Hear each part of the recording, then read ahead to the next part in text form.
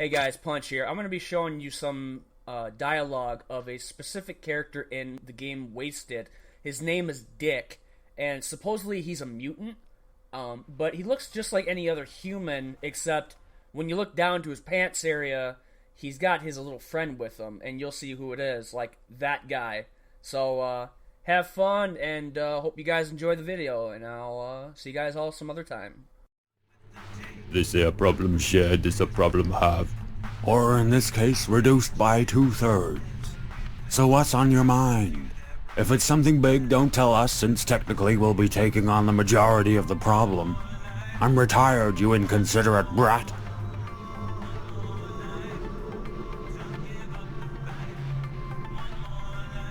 You know, Kissinjerk hates it when I use the M-word. But in my teens, it wasn't like it is now. Barely any radiation at all these days. In my teens, I was exposed to an awful lot of radiation. Wasn't uncommon at all to see all manner of mutants. Anyway, Kissinjerk started a sprout for me down there.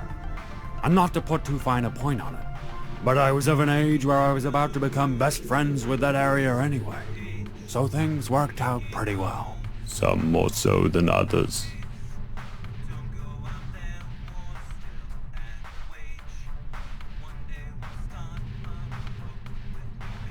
Well, from what little I've heard, it was built by or for the use of doctors.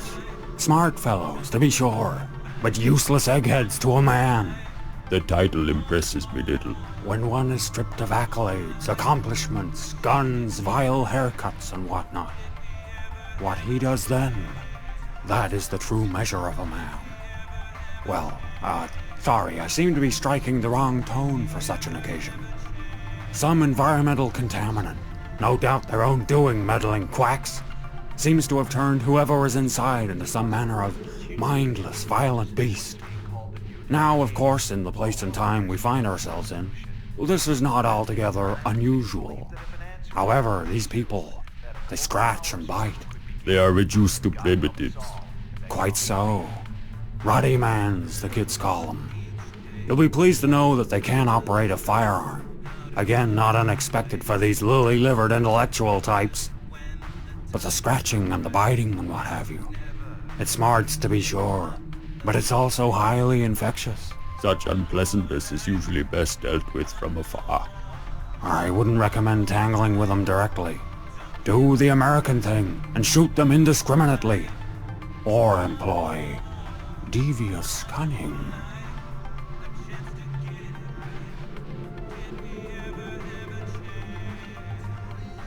Barstown, huh? Small place. Mean place. It is as advertised, and there's not a great deal there, but what's in the name? In terms of the regional economy, their major import is booze, and their major export is very dilute urine and bumbling inebriated pinheads. They make 'em tough, though. In case you ever meet a Barstown boy, don't underestimate them. Physically, at least. Mentally, they're even more deficient than the rest of you. Constant inebriation does not tend to make men acute. Between the low-level drunkards, the chimps, and the service men, it takes a special kind of brainless oaf to make it in Barstown, and that kind is tough as a 1 TP snake steak. See, not only is Barstown a major stop on Route 666, but it was home to a number of large military installations. Well, you're here, aren't you? Why do you need me to tell you? Welcome to the North, the people are drunk and stupid. No, sorry, I'm just a bit cranky. I'm underselling them. They have a dialect of their own creation, grating and juvenile. Christ, don't remind me. Here and in Frisky, hell of this and hell of that, like they have some affection for ancient Greece. The youth of today is just rotten and worthless throughout. The Oni is nice, though. We have law, order, and the entrepreneurial spirit of gun running. You have to take the rough with the smooth. You do, I mean. It's not a generalization.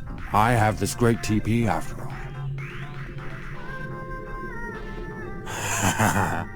Once upon a time, Angelus was the domain of our decadent elite.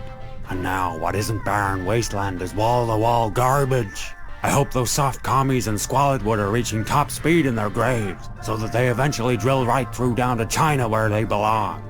It is amusing that the only thing required to demonstrate the failure of their values was nuclear holocaust. Quite so. Shiftless fairies couldn't handle a few megatons. The Koreans, though, good people. Firm handshakes, not a pinko among them. They struck out to find supplies and materials. Industrious folks, you know. The rich kids, swaddle-daddled babies that they were. They died in or near their homes like sickly baby birds. Such people are constitutionally unaccustomed to hardship. Then the kids, you know. The gangs and whatnot. An ugly business, but they adapted to it fast. For better or worse. The airheaded youngsters got it into their tiny minds that taking stuff and bringing it back to K-Town was their culture.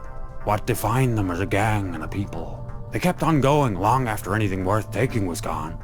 They stopped calling it K-Town and started calling it Junktown. So they started amassing these great unsightly piles of detritus right up into the sky. You can see the trash tower for miles out. It looks like hell, but frankly, they're the only people building anything but a reputation of incompetence. The less said about Frisky, the better. This does not preclude an in-depth discussion on the failings of the city and its people. Of course, of course. Well, the first thing we need to get out of the way is that throughout history, these people have been stupid in a manner that is intense and disturbing. Even before the bombs turned the ocean into an immediate death sentence, these are a people that looked out upon the natural beauty that surrounded them, saw an emerald island, lone and pure, and said, "Hey, let's build a prison on it. Never overestimate the capacity of a Friskin. Never." It is accessible from only the south. In any other place that would be strategically valuable, you might think one of the big groups would settle in, consolidate power, build the place up. Not so. It remains an amalgam of various gangs. Right. A big goddamn mess. I don't know how they all live side by side like that. And a big damn hodgepodge of idiots. But somehow it works. I don't know. I could never figure the place out. The first man who possesses even an ounce of ambition alongside the ability to stand being near the damn people is gonna turn Frisky into a very dangerous and important place. But for the foreseeable future, it remains a wasteland within a wasteland. I love Sandy Crapshaw. It's my lucky city.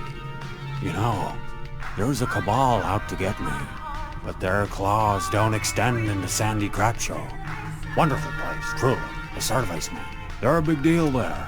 Perhaps I've spoken of this with you. I'm not sure. No, I may not like those boys, but damn it, you've got to respect them. They worked hard to get to where they are by stealing all those guns, and some of them paid a price. Faces all blistered and scarred from the radiation at the military bases. That's why they wear the brightly colored masks, you see. It is considered a badge of honor. Coyotes, they call them. A fearsome bunch, not to be messed with. Anyway, on the whole, the surveys men run a tight ship. Not like the nitwits you find elsewhere. They've no stomach for tomfoolery, skullduggery, and so forth. Which is why I'm no longer welcome. But look, I can't be blamed for that. If you're gonna make a ton of TP for selling fake explosives to a powerful and dangerous gang of killers, by God, you've got a moral responsibility to do so. Sandy Crapshaw is my lucky city. But again, I respect their position. To tolerate that is to invite anarchy.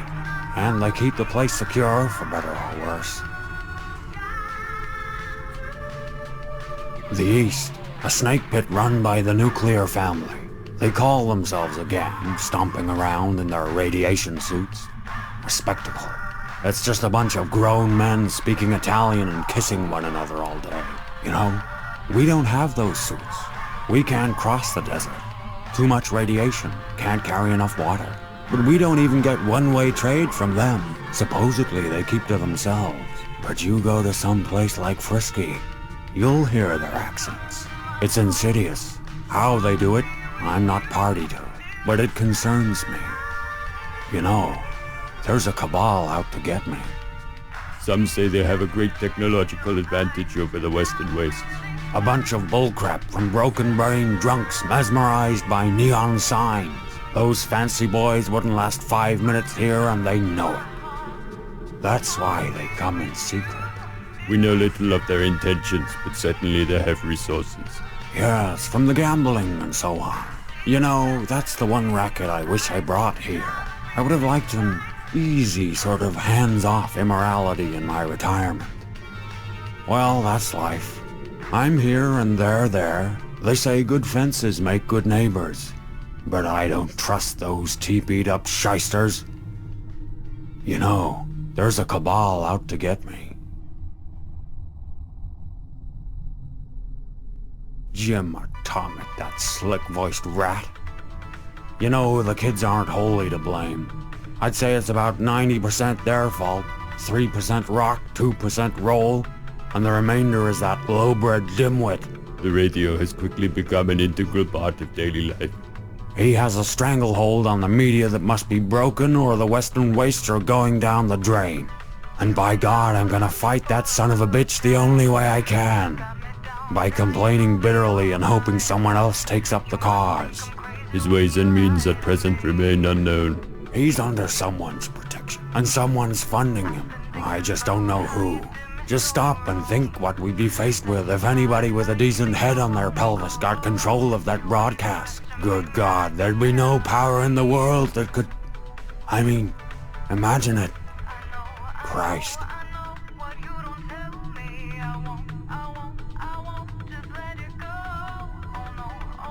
It is done. Please return upon fulfillment of your duty and no sooner. As you can see, I am a busy man.